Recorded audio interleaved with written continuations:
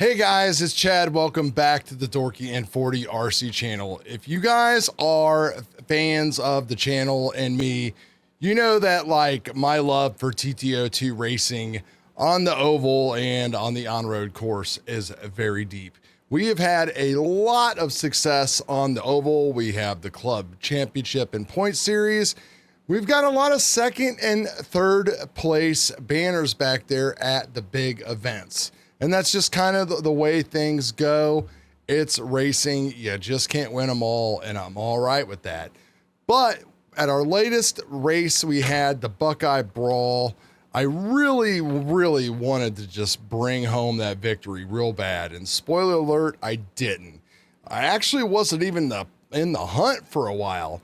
My day started off really bad because my ace in the hole battery, which has been the R-Works Mud Boss battery here, this thing has been worth a lot of time, like almost a tenth. Probably in this race, not as much because everybody else was fast. So if you're looking for something for your TT02 or something for racing, especially oval, because it's a little bit heavier, get a little bit more weight on that left side, that is the battery that you want. Unfortunately, I have beat the living daylights out of mine with crazy charging regiments and just, I mean, I've been running it for over a year, at least weekly, if not multiple times per week. And that kind of set things off hard. Looking back at my times, I was still in the hunt with the Z battery I was using. I know I'm going from R1 to a Z battery, but the Z battery is the lightest and it keeps up almost for the whole run.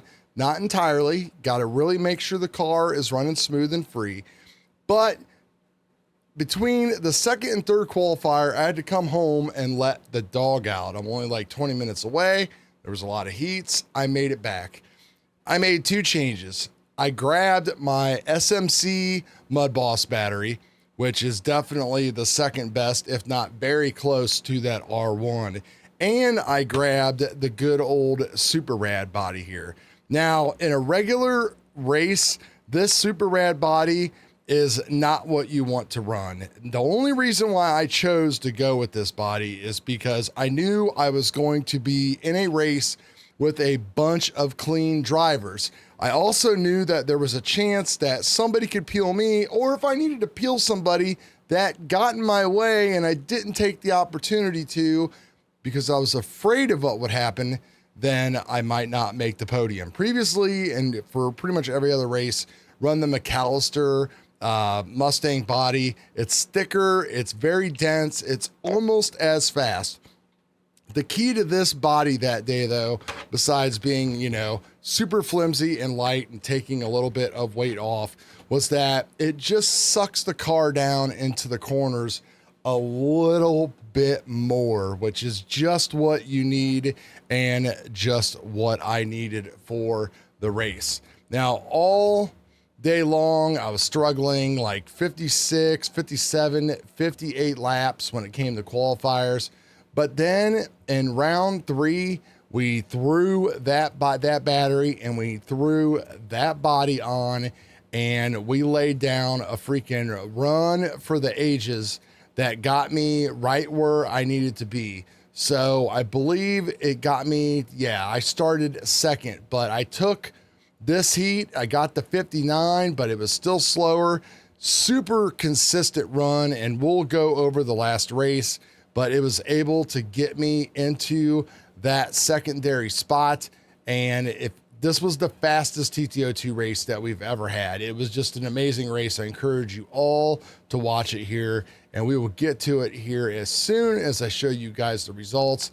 Now, I finished in second. Look at these times: 59,402.6.7.9. It does not get any closer than that. We had literally all the top 5 that was in the race were running. I mean, look at our average races. I mean, we were all top 15 right around 4 seconds, if not under. Dutch was actually under, and his car was super fast as usual. My boy, my nemesis, the Dutchman, the TT02 aficionado. Now, if you're interested in our TT02, we're running just the basic spec TT02 box stock. We do allow a few upgrades that are pretty much standard everywhere that you go. You're allowed to do bearings instead of bushings. You're allowed to use servo saver. You're allowed to replace the front CVA bones and drive cups so that way they don't pop out on you and all that kind of stuff. And then we run the gravity belted tire. Tire rule really isn't like a hard and firm thing. People kind of run whatever tire. Torque tune motor, all that is stock gearing and stuff. You can swap out the pinion for a higher quality one, which I definitely recommend. And that's it. It's just the basic TT02, you know, the bouncy, plasticky, junky TT02, but damn, do I love it. It's just great. I'm looking forward to the season coming up. I'm not sure if I'm going to race it like every week. Maybe I'll try to run the Losi every week now, and we'll leave the TT02 for the bigger events, just because that seems to be where all of the real fun and excitement is, even though we've had some really, really great races locally with just the Wednesday night people with TT02s. So that's kind of the recap of the way everything went down. So now let's get on to the race. We're going to show the entire race because there are key moments that kind of happen, and you can just kind of feel the tension building and building and building until that last lap. Those final couple corners when we were trying to beat each other to the line, and literally it was like tenths apart from first to worst. Here you go. Appreciate each and every one of you. Love you all. Peace. Go get him, Hollywood. 0 for 2. Hopefully we can finish strong. Hollywood.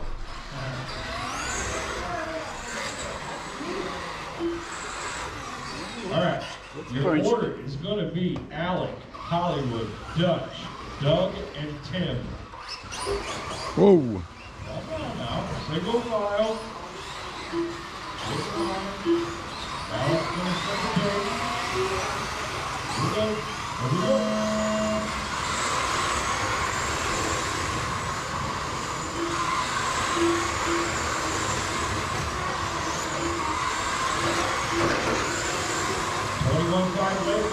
You guys up next, Corey, Dennis, Terry, Gary, and Matt.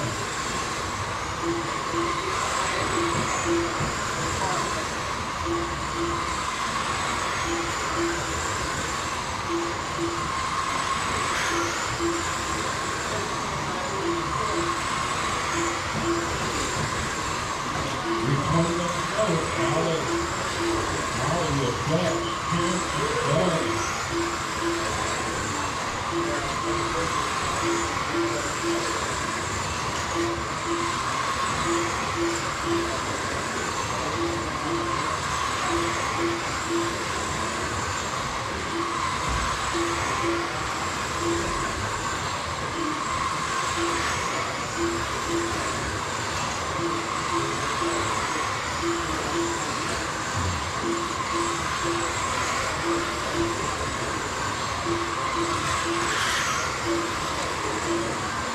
I've had that exact same thing happen to me. Left the door wide open. Here we go. Hollywood, Dutch, Alec, Kevin, Doug. I'll make them work. Stay off that ice. Dutch has the fastest lap of the race so far with 391.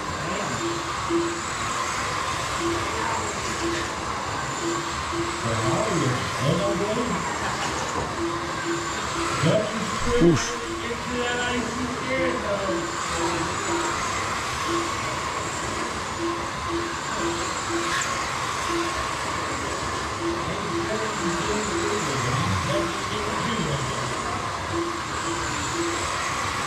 Yeah, the intensity every lap was just keeping up, man. And I was trying to stay off that ice because I didn't want the same thing happen to me to happen to Alec. I know it has happened to me plenty of times. There was so much grip there. Like, you did not want to hit the ice, even though we all ended up running over it in the end because we just were trying to get ahead of each other.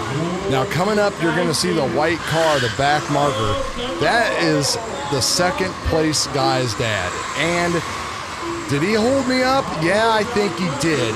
Could I have went and peeled him and got a little bit more aggressive? I definitely could have, but it comes back to the super rad. It could have easily went his way, and I could have ended up into the wall and not even have finished. So that is basically what determined the race. I stand by it. I was held up, damn it.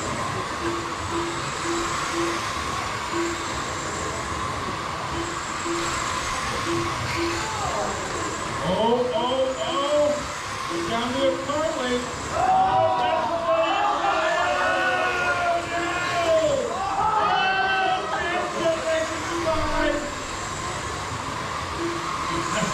That was good.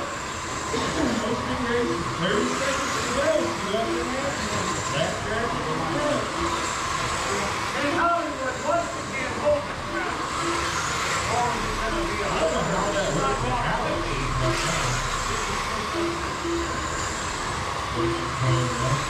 Alex, Chad, Dutch. Here you go. Everybody's going to say loud.